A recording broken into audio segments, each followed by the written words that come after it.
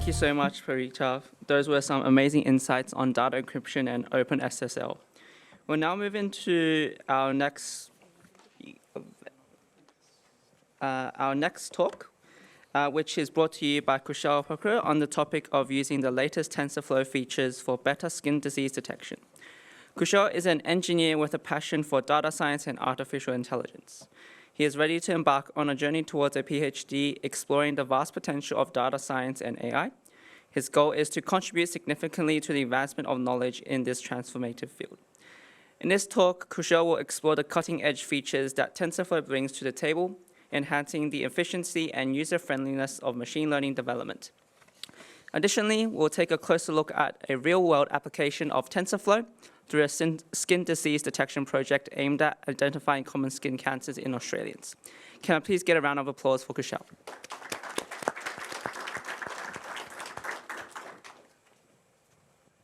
Thank you so much. So I like the way he read about me more than I actually. Anyway, yeah, so let's get started. First of all, thank you for coming here, everyone. I really appreciate your time here, actually. By the looks of the traffic outside, I mean, I should really appreciate you guys are here. And yeah, so I'm really excited to show you some of my projects that I did. One of them, it's pretty basic, but yeah, we're going to talk about a little bit of ML and DL about TensorFlow and latest features about TensorFlow 2. First thing I would like to ask is, how many of you have heard TensorFlow before this? That's great. And what's the latest feature or latest TensorFlow that you know of? It's currently, as of now. Do any of you guys know? It's 2.13. So that means we've already come a lot further than the TensorFlow that was before. But yeah, so that's the main part of my talk today.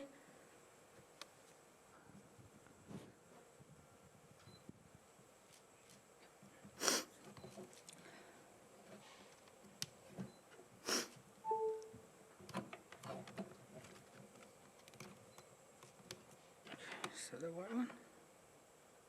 Perfect.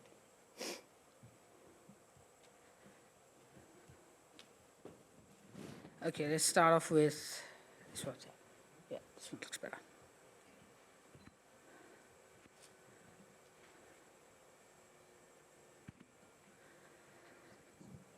Okay, so today I'm going to talk about TensorFlow and one of the real-world application of TensorFlow that I did for my own project. Started off as a capstone project before. It's called Skin Diseases in TensorFlow, where we did basically is we detected 7 out of 23 skin diseases that was pretty much common in Australians.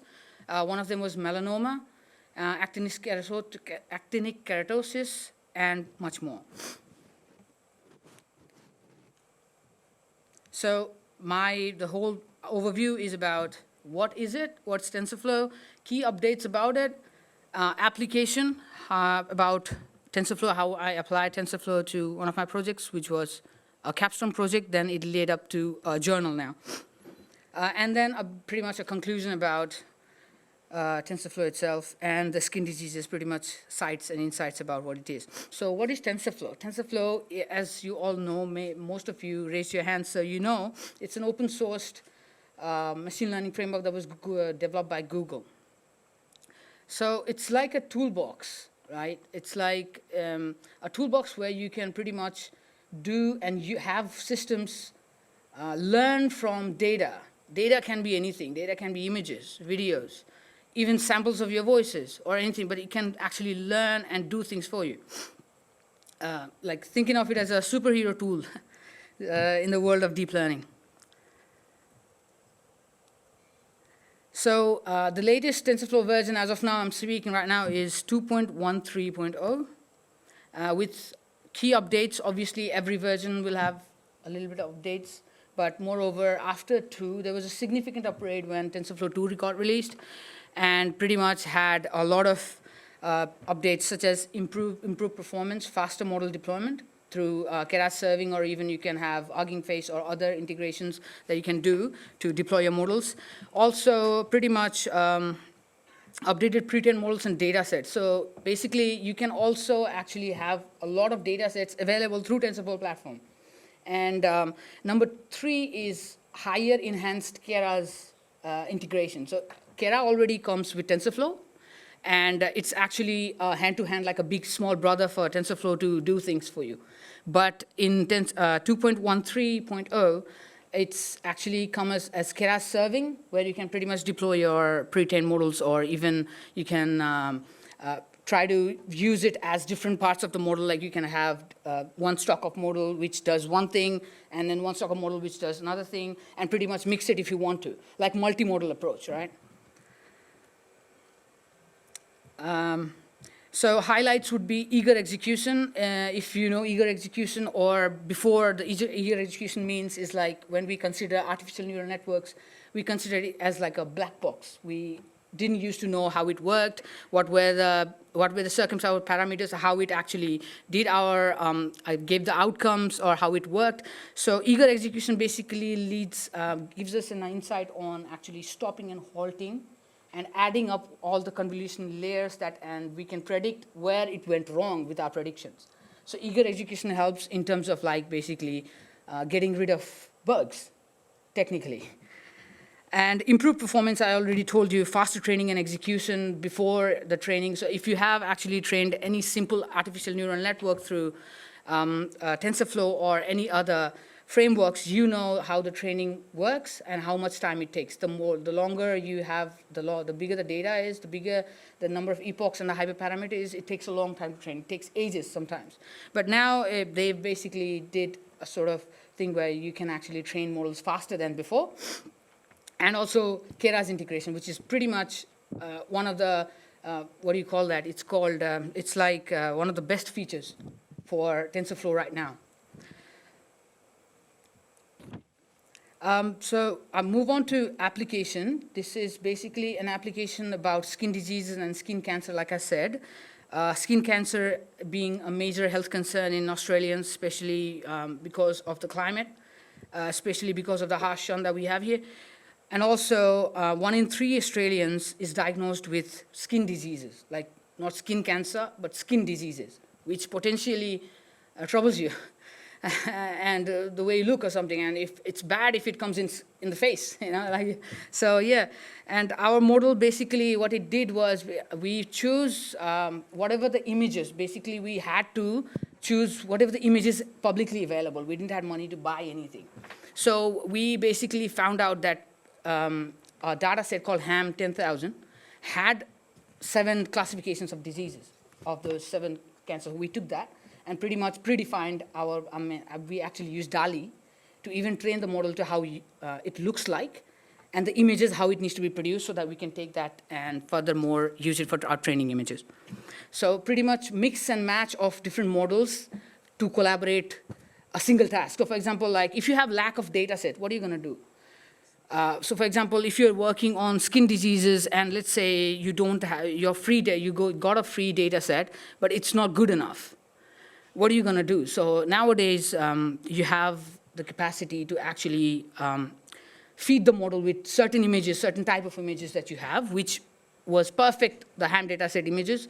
And then pretty much for training, we actually did make our own images to train it. And then after that testing, we had good results, obviously, so which I'm going to explain that further. Moving on.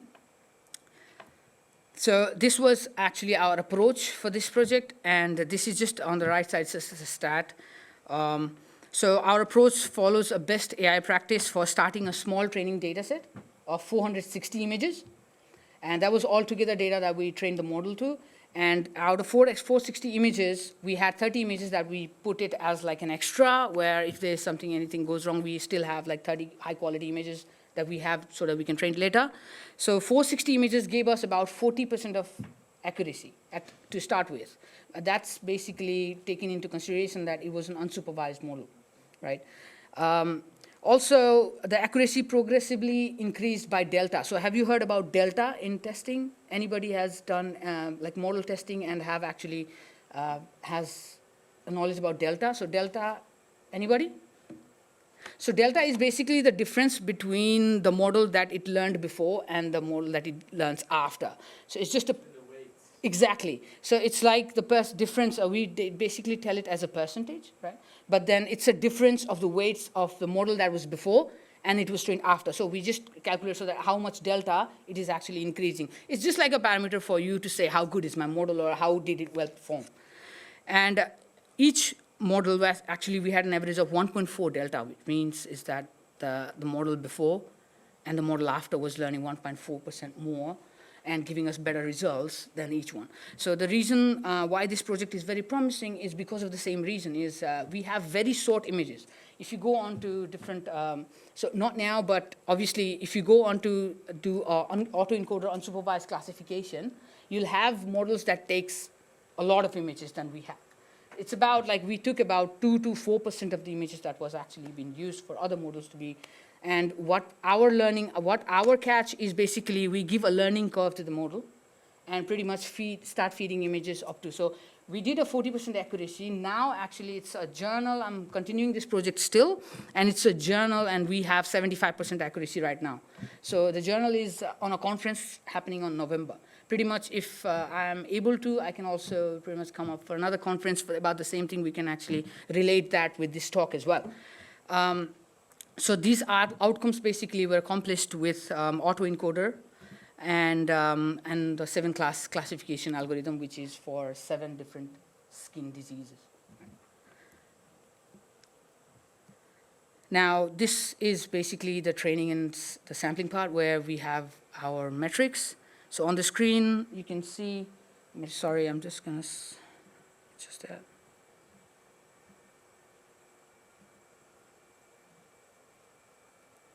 Yeah, so on the screen, you can see basically we started off with 280 images on the first instance, and we don't calculate delta as is the starting point of testing. After that, we added another 21 images, total of 1.66 delta. So along that line it goes, so just have a look.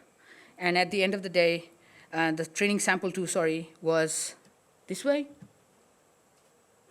This was 2 different independent samples. Right? So these are 2 different independent samples. We're just trying to correlate that delta difference and pretty much bring it back together to see how much effective that our model is. So this one is the last one which we did. This one was the first sample. Then we move on to next sample. And then for verification and training, we do a AI experiment. So AI experiment is basically, you can call it as an expert opinion, dermatologist opinion. So for example, like we had collaboration with 2 institutions, especially they deal with dermatologies in around Sydney, which is, one is Skin Hospital and the other one is, I forgot the name, but it comes on the slide. So this third experience was basically for those generous doctors and technicians, those actually allowed us and gave us the permission to actually take their images, feed into our model, and give them the deployed stack, and they tested it from there. So what they did was basically they went into our website and went in and basically without a new image, they put a new image in, and let's say it was melanoma, right, most common. So they took that image, feed into a model, got the result. If they don't like it, they'd retrain it. So that's actually expert training. It's called augmented intelligence. And that intelligence actually pushed in the boundaries for the model to actually learn more. In terms of, like, not just us, our users also will be able to train that model in terms of whatever the images they have. But the users obviously has to be experts, right? You cannot have like those who do not understand dermatologies to train the model. So that would create bias, and obviously that would be it will be a hard time for us to basically, so there'll be circumstances will be very hard for us to move on. But yeah, so that's what it was, and they did a terrific job. Actually, even they taught us a lot of things about skin cancer. This project also taught us about skin cancer a lot. So now this is a visual representation of our model, basically just a simple representation where you can see the pooling samples on the top. There, the left is our model, basically how it looks like. You can have multiple hidden layers on that. And on the right side, you can see how the images gets into converted by an autoencoder, where it basically or encodes and or decodes the image again and actually reforms the image with the certain characters that I found in the image.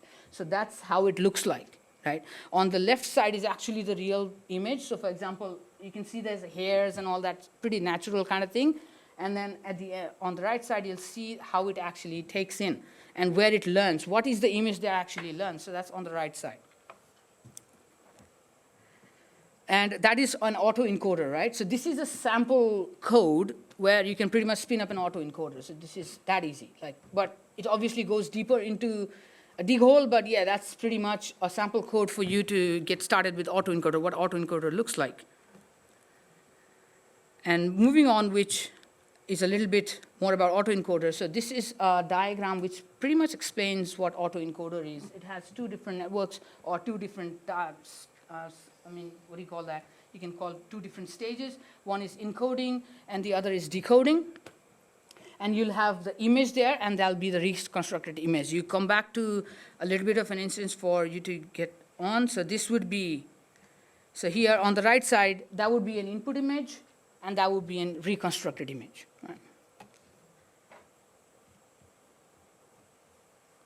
Sorry.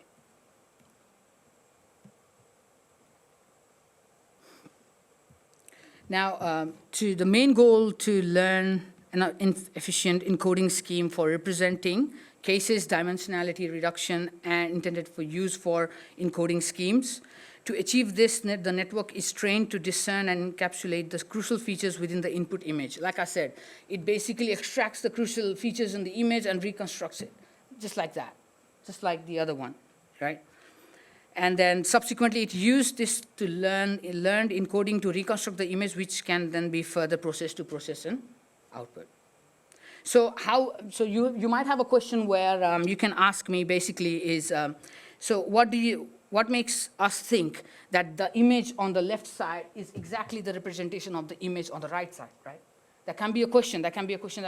It doesn't look, it totally looks different. If they've got different color schemes or whatever, how can a model detect? So it's actually the features of the image which it does. And so basically it blurs it and contours it. There are 16 different image scheming that it goes through, and it reconstructs that image with, so basically I can't tell you what it learns, how it learns, but I can tell you is that this is how it detects an image, and it creates that image to be, so if I send another image just like that, it pretty much reconstructs the image into this and tells us, okay, so this is actinic keratosis.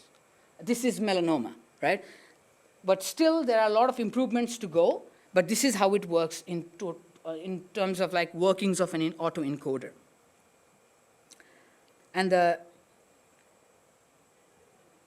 next part is, so this is basically another representation of what the image would look like and what would be a reconstruction of an image.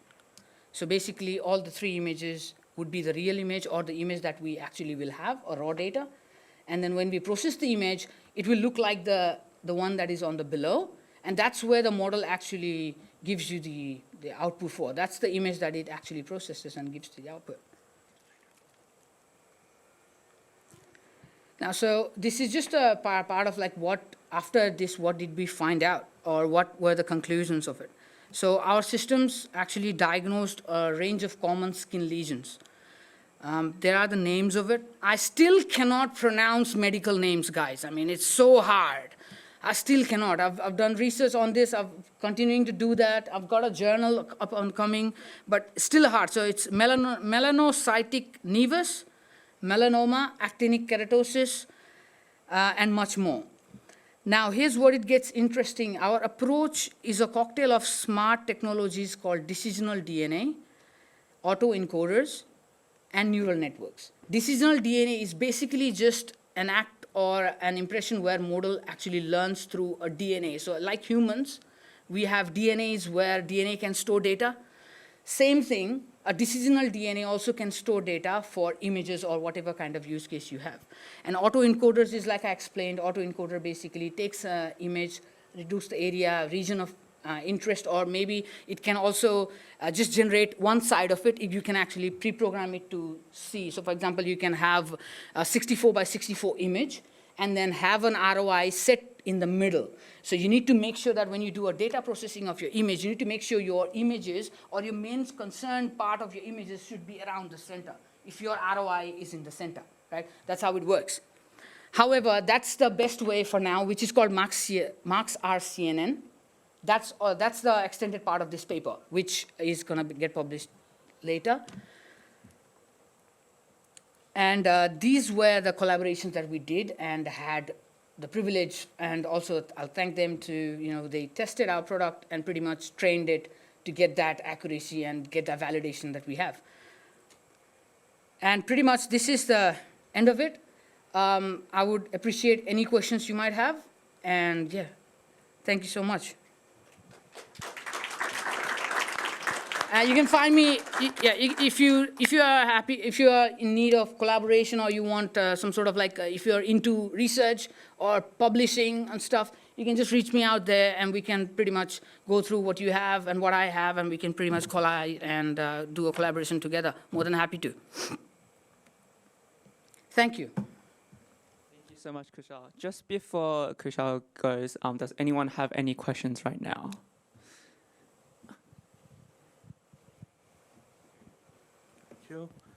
I have 3 questions, and I ask them quickly. Number 1, why don't you use CNN instead of autoencoder? Sorry? CNN, convolutional neural. So it's a type of autoencoder. It's a convolutional autoencoder. Autoencoder has different types. So this autoencoder is a convolutional autoencoder. Okay. And number 2, you said whenever these doctors were not happy with your diagnosis. Sorry? You said whenever these doctors were not happy with the diagnosis, they would label it that this was not correctly diagnosed. Yeah. And then you would improve your system with it. You would retrain it, or you would just do a quick way to change the weights? No, we retrain it. With every single wrong diagnosis? Yes, exactly. That's how it works. Because the size of images is low. That's the reason why we have enough time to actually do one by one. But if the size goes big, yes, that's where pretty much your idea comes in. Yes, we just adjust the weights and biases and pretty much return again, and it should be good to go. And one last question is that regarding the creating fake samples. Yeah. Use DALL-E to DALL-E, create. yeah. So you just say it based on these samples, give me another 20 fake samples of melanoma. That's correct. It's not fake sample. We say samples. Like just generate similar Synthetic. images. Synthetic, basically. Yeah. It's like similar images, right? We just say generate. So, for example, I'll take a photo of you, and I feed it, and I say, generate me these kind of images. And it pretty much generates images. It's not going to be 100% correct every time. So you need to have, let's say 8 images are pretty good for you to use. You use 8. And then again, ask the model to. So that's what we did for all the 7 classifications of diseases. Yeah. So you generated 20 synthetic ones every time? Yes. Maybe unevenly, like 15 non-melanoma, 8 melanoma. Again, 15 healthy skin, 7 melanoma cases. That's correct. But in terms of we had iteration of 21 images. So 15, 9, 15, 16, 8. 16. Like that, yeah. So that's the balance that we did, yeah. Any more? Yeah. Sorry. Hey, right over here. Sorry. Oh, yeah, sorry. Great presentation. So I guess I have 2 questions. The first question I have is, in your data set, does your model predict people who have cancer or not cancer? Are there, in your data set, are there people who don't have cancer? And is your model predicting for those type of people?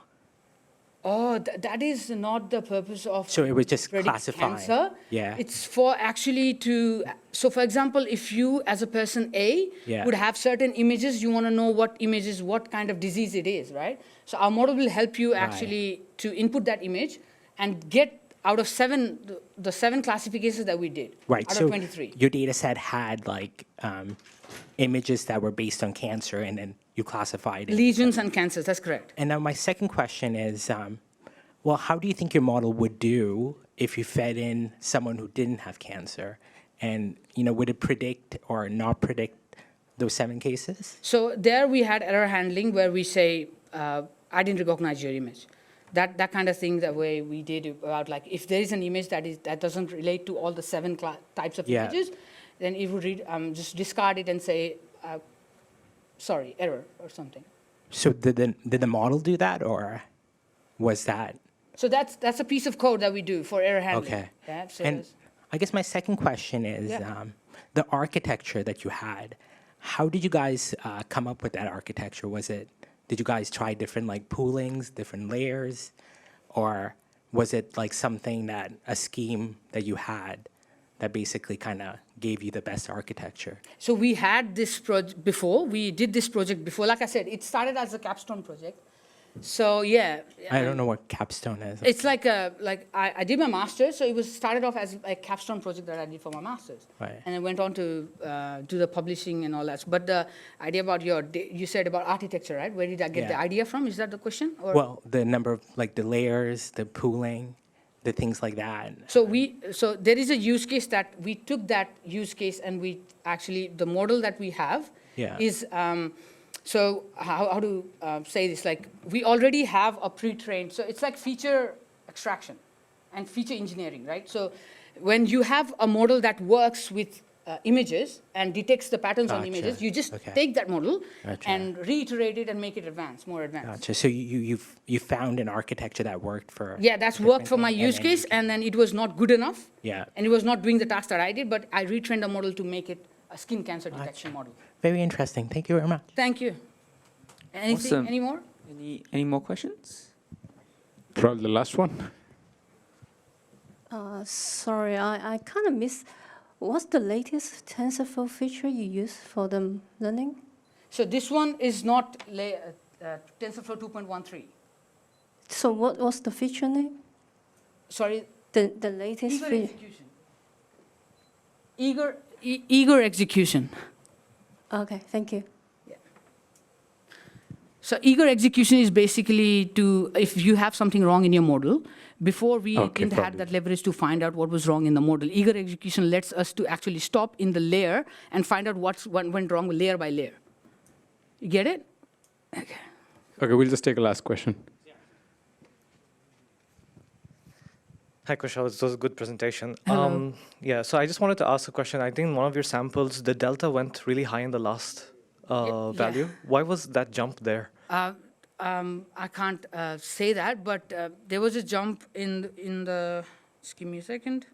Yeah, we can open that So up. you're talking about. You're talking about the first sample training or the second? The first sample. Okay, the first one. Yeah, I saw it was a very big jump from the previous value, so I wanted to understand Of course. how that happened. So this is the first one. Yeah, was there a 4? I think in the last. Is that the second?